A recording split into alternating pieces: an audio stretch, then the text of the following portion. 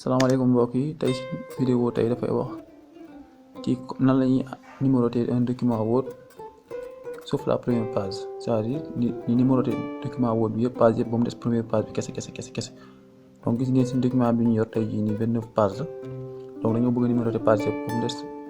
première page bi maanaam supposons première page bi nekk page de garde donc dañuy wàcc ba ci dernière ligne première page bi ci suuf ñu dem mise en page dem sur de page. bu ñu demee sur page donc dañuy cliquer page suivante da ngay gis automatiquement kii bi dafay wàcc curseur bi dafay wàcc ci page deuxième page bi donc ñu wàcc bu wàccee ci deuxième page bi donc dañuy dem ba ci suuf ba ci baawu deuxième page bi ci bas de page bi donc mu ngi nii ci voilà ci suuf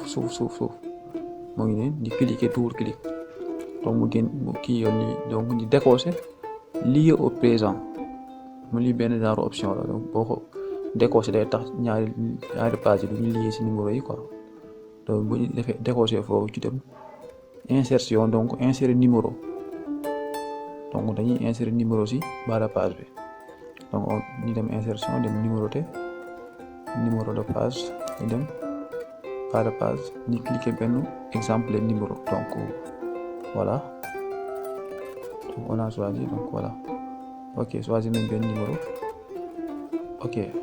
donc boo ko defee gis ngeen affaire bi 2 la commencé puisque deuxième page la c'est normal bu commencé mu nekk 2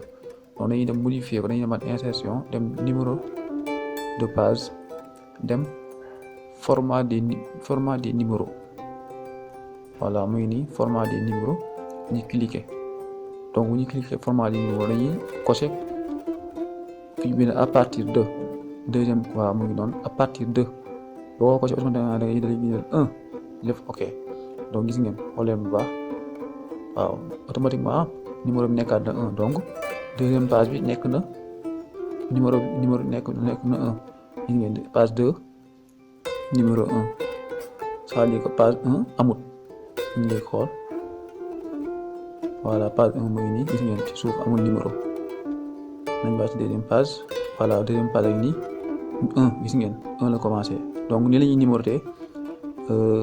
page merci bu beneen yoon incha allah rabbi ok.